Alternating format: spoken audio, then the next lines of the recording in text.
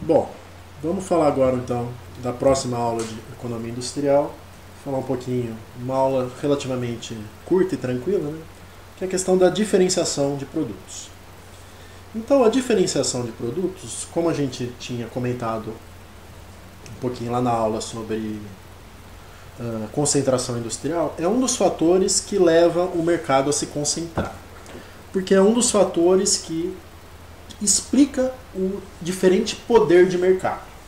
Então, uma determinada empresa pode ter mais poder de mercado do que a outra, porque o seu produto tem algum tipo de diferenciação.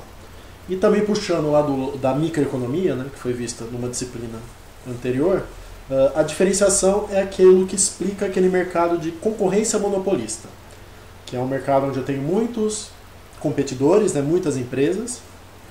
Então é um mercado não concentrado a ponto de ser um oligopólio, mas é um mercado em que os produtos têm alguma diferenciação. Eles têm algo a mais, né, que permite algumas empresas terem mais poder de mercado e se apossarem de uma fatia maior do market share de um determinado mercado, né, do market share.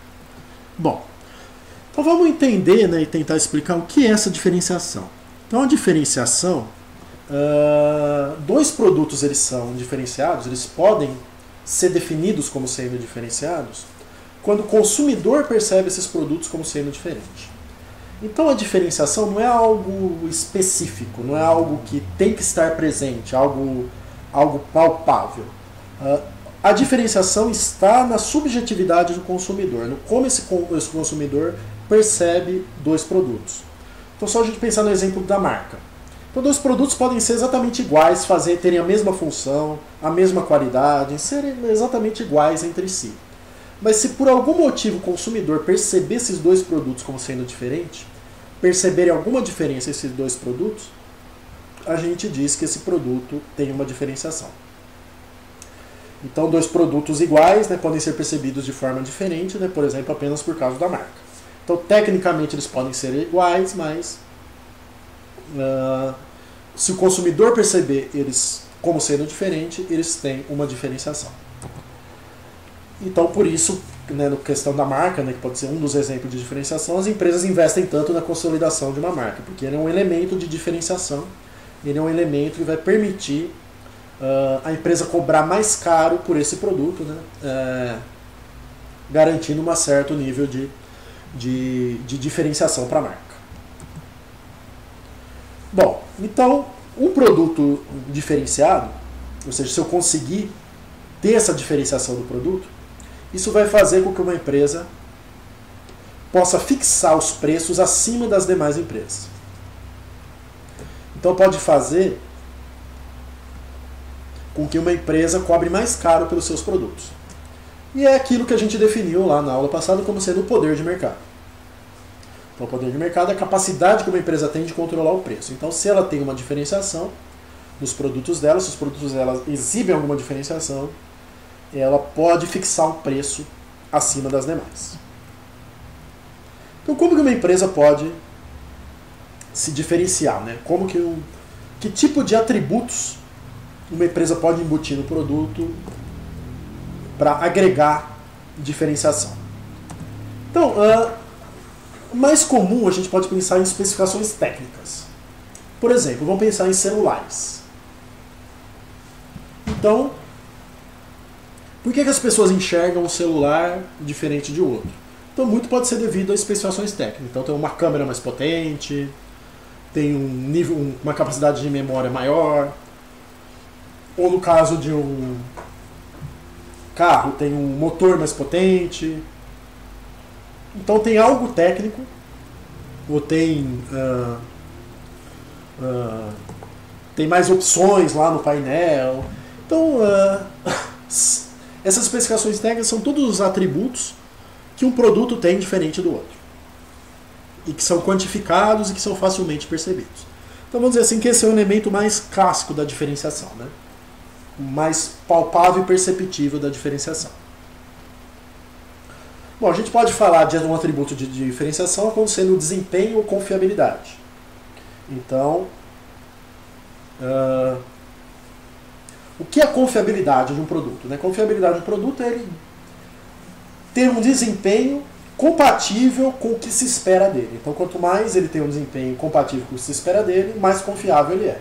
Se ele começa a dar falha, se ele dá defeitos, ou se ele não funciona do jeito que se espera, a gente diz que esse produto é não confiável. Então, se uma empresa consegue vender essa imagem, essa noção de confiabilidade, ela tende também a ter essa diferenciação de produto. Então, um exemplo que a gente pode citar aqui de uma empresa que se baseia muito sua marca na confiabilidade é a Brastemp. Então, até o slogan, né, não é uma Brastemp, então ela se vende como sendo uma empresa que vende produtos altamente confiáveis, né, que não dão defeitos, que funcionam super bem.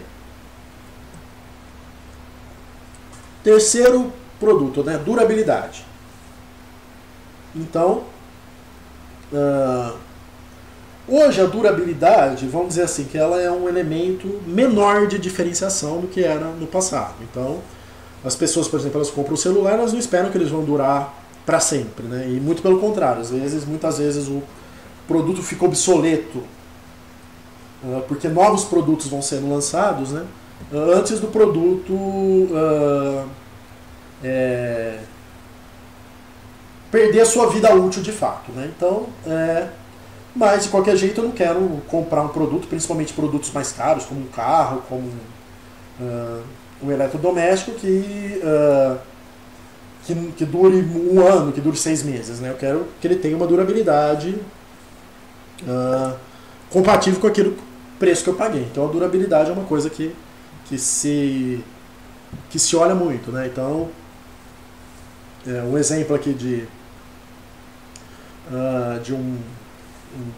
de algo focado na durabilidade são pilhas, por exemplo. Você pensa na Duracell, né, que é uma pilha que dura mais. Então, produtos que têm essa maior durabilidade. Ergonomia e design, então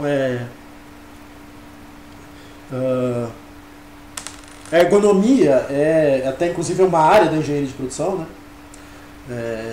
Que é fazer um produto que seja adequado ao uso humano, né? Que o uso humano possa usar ele bem, sem nenhum tipo de problema de saúde, que seja confortável para se usar, né? Então essa questão da adequação ao uso em termos da fisiologia humana é algo importante. E a estética também, né? A estética é uma outra dimensão que é diferente da ergonômica, né? Que não é a questão de ser bem adaptado ao corpo humano, ser confortável, ser fácil de usar, mas de ser bonito, né? De ser esteticamente bonito. Então, muita gente compra carro, por exemplo, né? Pensando na estética, né? Pensando no quanto ele é bonito ou não. Custo de utilização. Então, essa é uma questão importante, que é também um elemento de diferenciação. Porque muitos produtos, para além do preço que eu pago por esse produto, eu pago para utilizá-lo. Então eu preciso ter custos de utilização desse produto. Então, por exemplo, um equipamento que gaste energia, né, uma geladeira. Uma geladeira eu preciso gastar energia para utilizar. Então, eu eventualmente vou optar por uma geladeira mais barata, porque gasta menos energia. Né? Então, por mais que ela seja mais cara, talvez como no longo prazo eu economize esse preço mais alto que eu paguei pelo menos custo de utilização que eu vou ter com energia elétrica. Para carro isso é muito comum, né? Então carro que gasta menos gasolina. Então é um elemento de diferenciação, né? Quanto que esse carro faz por litro na estrada, na cidade. Então são elementos importantes de diferenciação. Imagem e marca. Então aquela questão da marca que eu tinha falado lá no slide anterior, né? O quanto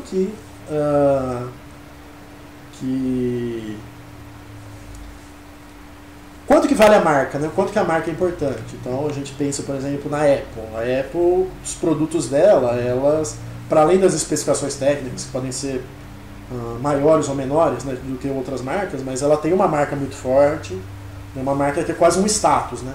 E a gente tem produtos de alto luxo aí que valem muito pela marca, né? Você pega Lacoste, marcas que às vezes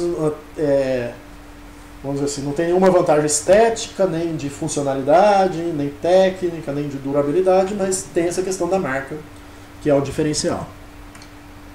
Formas de comercialização, pode ser um elemento relacionado ao produto, né? Então de que maneira eu vou comercializar esse produto, se pela internet, se por lojas físicas. Então, quanto mais opções eu tenho, isso pode ser um elemento de diferenciação que pode me ajudar a chegar em determinados consumidores.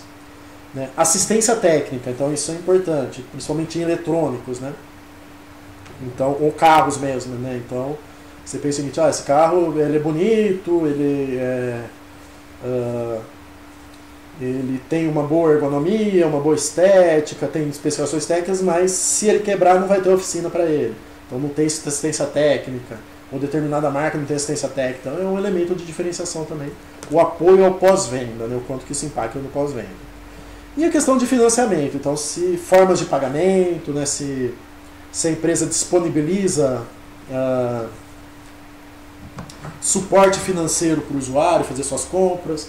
E aqui acho que o maior exemplo de uma empresa que se construiu fortemente, né, na diferenciação do ponto de vista do financiamento é as Casas Bahia. Então, as Casas Bahia, muito da diferenciação dela vem por essas várias opções de ter financiamento para comprar os seus produtos, né? Bom, um detalhe importante aqui. Não citei aqui o preço como atributo de diferenciação. Preço é um atributo de diferenciação? Não. O preço é um resultado da diferenciação. Então, se a empresa se o produto tem elementos de diferenciação, esses 10 ou outros, sabe, a gente aqui poderia citar como outro elemento de diferenciação a questão da adequação ambiental, né? Se é um produto que tem um selo verde, se também é algo cada vez mais importante em termos de diferenciação. Então, essa questão de diferenciação não tem a ver diretamente com o preço. O preço é um resultado da diferenciação. Então, um produto não é diferenciado pelo preço. Vamos supor, o produto custa um preço baixo, então ele é um produto diferenciado por isso. Não, muito pelo contrário. Ele custa um preço baixo justamente porque ele não tem atributos de diferenciação. Então, a pessoa que está vendendo precisa cobrar um preço baixo para vender. Então, não é que ele é diferenciado, não é que ele tem diferenciação. Então, a gente define elementos de diferenciação, atributos de diferenciação, como sendo aquelas coisas que permitem alguém cobrar mais caro por um produto, né? Então, o preço não entra como atributo de diferenciação, ele é um resultado, né, desses atributos de diferenciação. Bom, outro conceito interessante quando a gente fala de diferenciação é essa questão da vocação para diferenciação.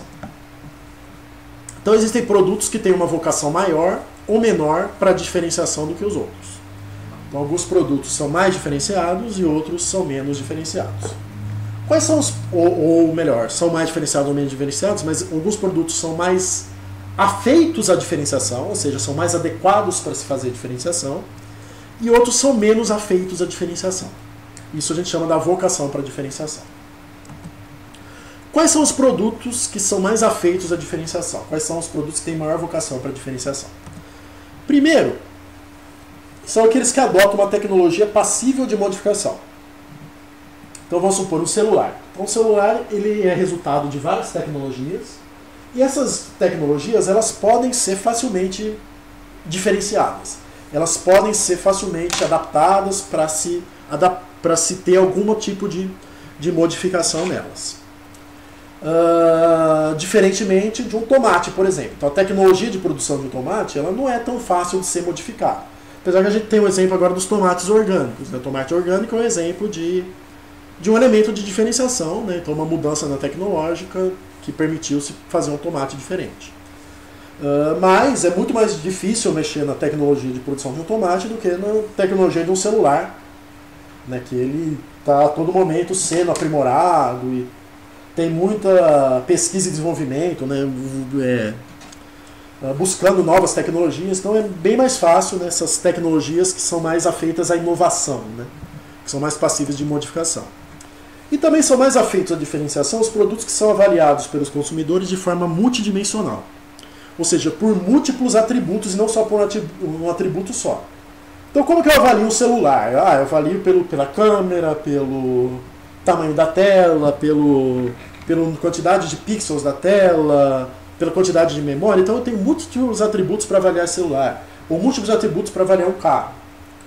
Mas quais são os atributos para avaliar um tomate? São bem menos, se ele é gostoso, se ele é a aparência dele, ou mesmo como que ele foi produzido, mas são bem menos, produtos alimentícios, por exemplo, são bem menos atributos do que os celulares. Então é muito mais difícil eu embutir diferenciação em produtos, né, que são avaliados por menos atributos. O celular é um exemplo de um produto que tem uma forte vocação para diferenciação. Bom, a gente tem outros dois conceitos relacionados à diferenciação que é interessante a gente entender, que é a questão da diferenciação vertical e a diferenciação horizontal. A diferenciação vertical ocorre quando um dos produtos, né, apresenta características superiores ao outro. Então, eu tenho dois produtos. Eu considero que um produto tem uma diferenciação vertical em relação ao outro quando todo mundo percebe esse produto como sendo superior ao outro. Isso permite o produtor cobrar mais caro.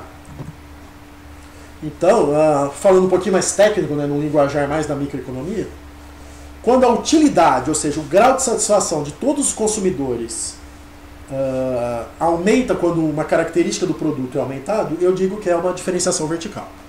Então, por exemplo, um celular que tem uma memória maior. Então isso é uma diferenciação vertical, porque todos os consumidores querem um celular que tenha uma memória maior. Então isso é algo algo que todos os consumidores vão perceber como um atributo que vai ser valorizado. Então esse é um exemplo de uma diferenciação vertical. Então, em mercados que têm a diferenciação vertical, os diferenciais de preço são mais elevados, né, porque eu consigo cobrar mais caro por aquele produto, né, que todos os consumidores vão perceber como sendo diferente e vão ter mais utilidade ao consumi-lo. Então, potência, o conforto de um carro, ou mesmo questão de marca mesmo, né, questão de marcas que são mais valorizadas que outras, é algo que todo consumidor vai perceber como sendo diferente. Já a diferenciação horizontal é aquela que é uma diferenciação que não permite classificar os produtos em melhores ou piores. Até falar um pouquinho da marca, né, que eu tinha falado. A marca, lógico, uma marca mais forte todo mundo vai querer em relação a uma marca mais desconhecida. Mas a diferenciação horizontal é aquela diferenciação que não classifica os produtos em piores ou em melhores. Então, como é que a gente define isso de maneira mais técnica? Se eu tiver os dois produtos e eles tiverem preços iguais, alguns consumidores vão escolher um, outros consumidores vão escolher outros. Então, é uma diferenciação em que a escolha vai depender do gosto, ou de maneira mais técnica, da função-utilidade do consumidor. Então, e nesse mercado não existe grandes diferenciais de preço. Então essa diferenciação horizontal é uma diferenciação focada para a gente atingir nichos de mercado específico. Então eu coloco alguma diferenciação no produto para atingir um determinado nicho de mercado, mas ele só vai ser valorizado por esse nicho, não necessariamente por todo mundo. Por exemplo, a cor do carro. Ou mesmo se um produto questões ambientais, pode ser aqui, ou qualquer outro tipo de coisa, pode-se dizer essa diferenciação horizontal. Bom, tipo de mercado com diferenciação a gente chama da concorrência monopolística. Então vocês já aprenderam lá na microeconomia o que é a concorrência monopolística, ou monopolista, né? Não o escopo aqui não é a gente rever todos aqueles modelos, né? É mais ir para o mundo real mesmo e ver na prática como funciona essa questão da diferenciação. Né? Mas só para a gente relembrar um pouco, né? E é importante a gente fazer essa ponte desse conteúdo com o conteúdo da microeconomia. Né? Então a concorrência monopolista é um mercado que é marcado por múltiplos consumidores e produtores, né? E eles ofertam produtos ligeiramente diferentes, que é diferente da concorrência perfeita, né? Que os produtos são homogêneos, os produtos são iguais. Então, quando eu tenho esses produtos ligeiramente diferentes, quando eles têm essa diferenciação, eu chamo isso de uma concorrência monopolística.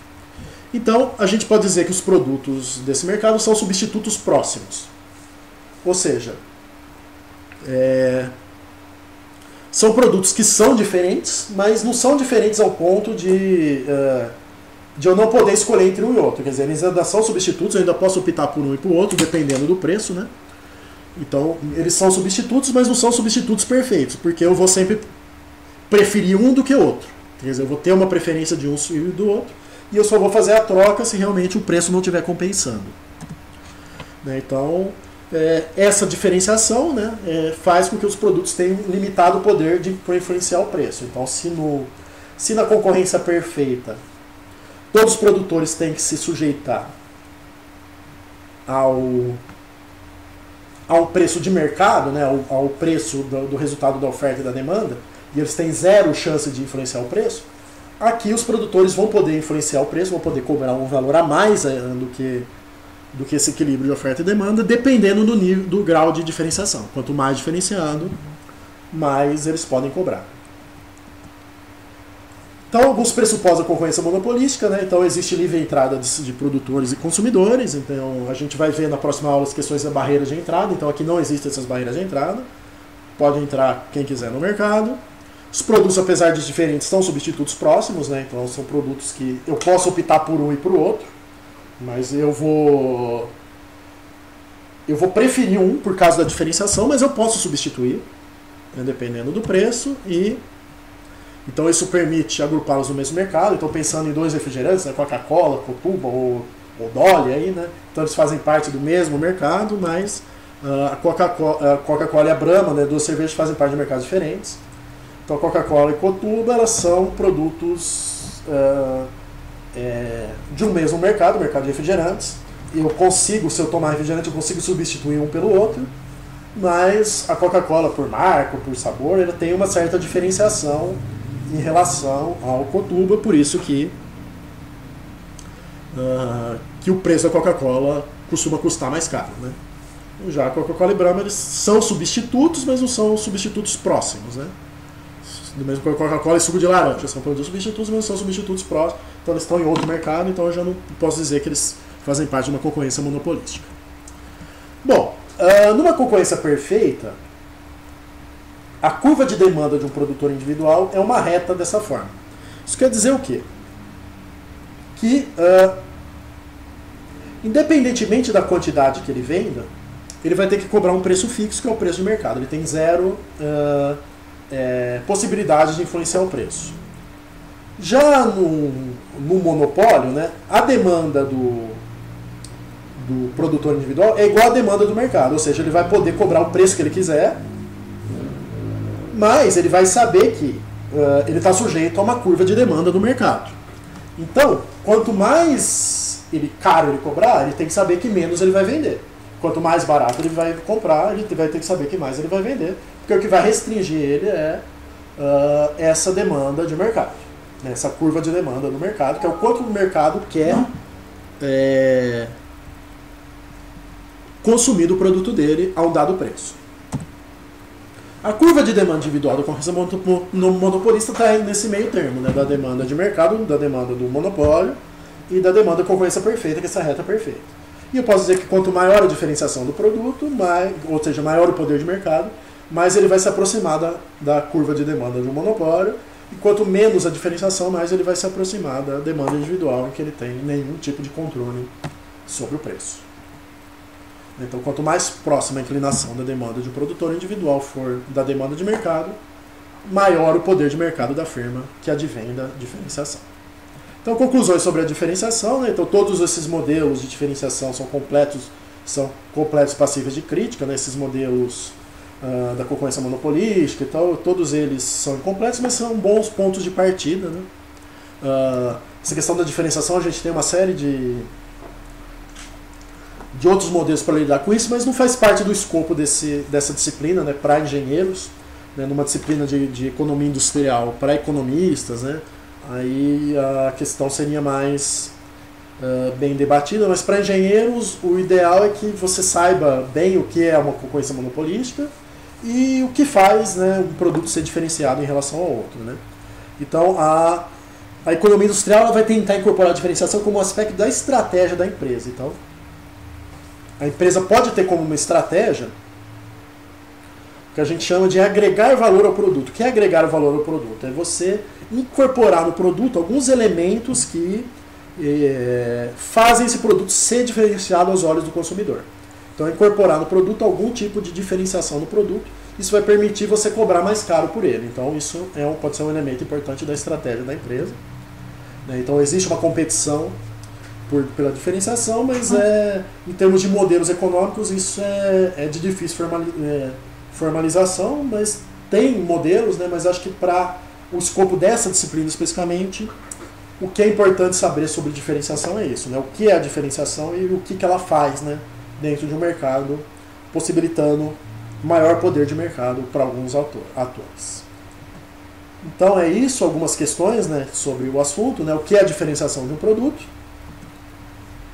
quais são os principais atributos pelos quais os dois produtos podem se diferenciar entre si, o que é a vocação para a diferenciação e como ela é determinada, qual a diferença entre diferenciação vertical e horizontal, qual o modelo neoclássico que incorpora a diferenciação. Então, basicamente, isso são as perguntas mais importantes relacionadas a essa aula. E a gente tem algumas outras coisas relacionadas aos modelos, mas acho que para essa aula o que é mais importante, né, o que é mais interessante saber é isso. Então, agradeço a todos e até a próxima.